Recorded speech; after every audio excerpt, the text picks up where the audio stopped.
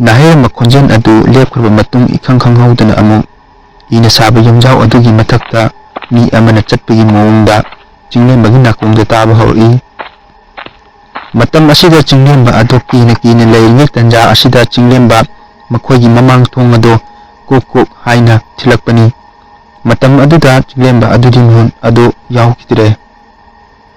aduga mamang thong adudagi chingkhote leba makhoiga yumthangna leiba Kantagi nupi Sakina asumna harai ita chinglembi nobu tumnarabo komlen tungkhum talabo haiduna kaukpa aduda chinglemba adu gyan khara tai chinglembana asomamang thongda kaubudu taraduna chinglembi adu thorai thong hek hangbaga mata Sakina chinglembi ita kari legi ahingsida Sakina asumna haraklami ita ngasido aikhoigi saring thongi ita noigisu khara thilakpani ita asi hairaga saring thongba ado pi chinglembida matam adudadi yummu thangnarabadi yamna nungsinana laminarami adubo Sakigi mabukta kari khali haibadi chinglembidi karisu khallude icham chami chinglembina ita aisu chak thonglambani chapchare chaksu charadabani asi haiduna chinglembina harau harau saring thongba ado lahore Jang adu piramlaga Sakhi adu chatkre tabubudi Sakhi moigi matai manau ase lai sanaba amadi khodawa sanabani maram adu oibana hanigi khun adugi miyamna khangmadagi makhoi matai manau anisu khuldagi tantorakibani masigi aruma wafumsidi kananasu khangde kanadasu haidokte adubu Sakhi moigi matai manauna khali makhogi hanigi khul aduda leipa mising ado khodawa sanaraga hatke haibase Sakhi moi matai manau anigi lengraba wasakni asomna chinglembi adu changlukle chakhumlomda asomdana amuk chinglembado lairika paba changdre ngasaigi akiba faukibaduna chakhumlomdagi mama chinglembina imagi ibungo chak charasi lao haina asomna mamana kaurukpaduda chinglemba adu chaksanglomda changlai aduga mapaga puna tara chak ado chaminei mama chinglembidi mapuroba amadi machana chaban loiraga masu tara chak ado chai chinglembina chak chaban loiba matungda kolik wayam sitpa asingba loiraba matamdadi macha chinglemba adudi tumduna leirame mapa aduna oirum tawduna phi ama paiduna macha ado kangna chikkini haiduna tamna hummi asomdana kaidauri tombi thadoi kabulaina maning warakpa amukida chap manana mamiching ado pangthorai aduga magi nupasing ado tumlabra haiduna yengi magi nupasing ado tumnakre hek khangbaga makoi ahummak hawalai aduga sana mahi leiba kada tumlibi manim tharugi kangkha makhada kaboina leiba khara khotoktuna fi amana section yomlaga kana khangan uhandana khongthang ado mina takini matagum tamna thangduna makoi ahum ado yena kha adomda tholai aduga maning thangmada leiba pukri mapan tauna marang kaina hauba jaga aduda makoi ahum ado akiba kari amata yauduna changlai aduga pukri mapangi tauna pareng sana hauriba tau makhong aduda ngasai kaboklaina pina yongkhiba lebak adu lokthorei aduga mafam aduda chaithoi lebak adu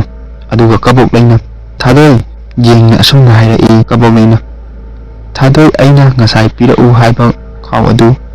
pairakpra thadoina amung hoi iche khaw dubudi sida leirese haidina thadoina kaboglaida khaw adu pi aduga kaboglaina hairei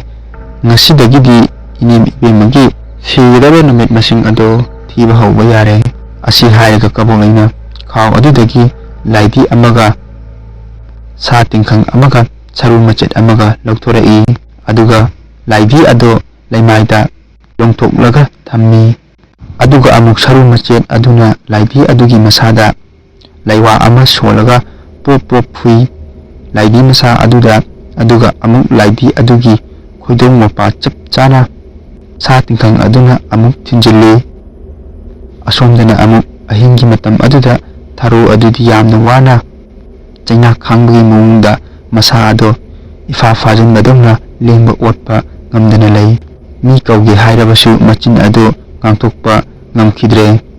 asumna tharonu wana chaina khangni haibadu kabolai masadi pumnamak khangi kabolaina amu sa tingkhang aduna laidi adugi makokta chak launa thinjilli aduga asumna hai kabolaina kyam koinabu hingdeno inim ibema nangbu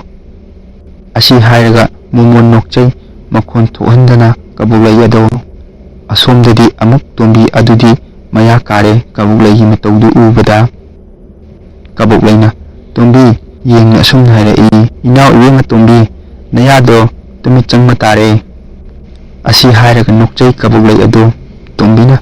amuk hairei iche kabolai nangse haidi yamna haiba jatniko kabolaina amuk hairei haitradi kaino farasu fatrasu ai kabolai ni kabolai asi hairaga makhoi ahum ado nokchai asomdana amuk tharo ado wakhal tadana adumak wanthakre sibamakti sidri matamdi asum haujengki yen khong ahanba khongakpaduda thadoina asumna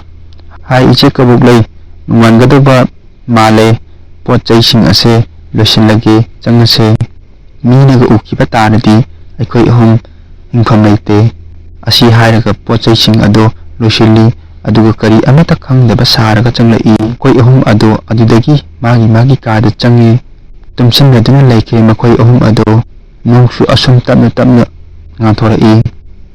hek nunganbaga makhoi ahum ado hawgalai aduga thadoina wairam sitpa sengba tawrami kaboklaina chak thongdana tawama tawsing adu ubada magi nupa ado ngangai karigidi ngaoi nahan makhaidi isauda langduna leibani kaboklai ado chak phawa magi nupana thongbani asom pukri mapandana amuk tombi ado kadai dagino khangde fi mayam ama putoktuna sui makhoi ahungi matausi ubada kaboklai nupa tolena kaboklai yenglaga asumna hairei nangnu mucha thonglibadu horen amuk chaba yadana amukko asi hairaga lakni tolena kaboklaida kaboklaina asumna hairei yare wathinga nganu imada hojik phawba hawalaktri kari tawraba jano amukta yengbirucho asi hairaga kaboklaigi mabukta marol loli namado fibam ama taram marodrabani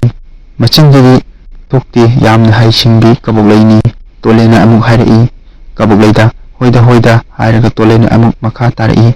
imadubu kari tawraba jano khangdeni nahan makhaidi yamna nganna hobani asi hairaga mama laiba ka aduda changlei tolen ado asumna kauduna ima nungan basi kuire hawanaba tawro asi hairaga mamagi ka aduda changlei aduga mamagi famung mapa aduda leplaga amuk kawi tolena ima kaidawrige hawalo asi haina kaubududa famung manung adudagi makon ama tarei ik haiba makon ama tarei makon adu tabada tolena kangal ado yam phingna haidoi matam aduda mama tharogi film adudi yengba yaramdre tharogi machin adu ifai makut masa ado ikon konchilaga leirambadu ubada yam pakatna tolena asumna lauruklami ima kadawrage haina laurpagi khonjen adu tabada hana mathau tawduna lairamba makoi machin manau anisu taraduna ifing fingna chinchilai aduga tharugi machanupa atomba timunga asumna harai ima kaidawrage tachau ima asibu kaidawrage tolena amu harai timu ima se kanum tawkhre chingkhung miyada leiba amaibi tathoto amukta kawrucho tolen asi hairaga magi nupi kabuklei adu kawi tolena kabuklei tari bro nangbo ising khujai amata puro o thuna asomdana timung ado amaibi tathot kawba laklamni asomdana amuk kaidawi chinglembi megi yumdani ayuk yahawbadagi hawna chinglembi ado masa ado ihei hainadabagum tawramni kok ado ingaw ifing tawramni inghote leibadi ayuk nganna hawduna ngasaina pamda thabak suba chatkrabani chinglembana mamada hairai ima kaidawge na sa ado ngamdrabo ima mama chinglembina amuk khumlai ibungu ngasije nahan makhaiga iman manade kokse ingawna tawi inglembana amuk hairai ima adudi pabung kawuge chinglembina asumna khumlami yarada karunu nangde angang su oye lambi su khangoi asumna mamana haibaduda chinglembana amuk khumlai ima khangnida aisu amuk chaluwa dudi aikogi pam leiba lambidi aisu khangi ima asi hairaga chinglemba ado mapana magi oina sabiba ta macha adu paiduna mamana thongba loibada ngaiba chakyum adu paiduna chinglemba ado chatpa hawkhre pam tamna machabu chalunu hajabani adubu machana ngamduna adumak chatkhre chinglembana macha chatkhiba maikei adu yengduna lehawi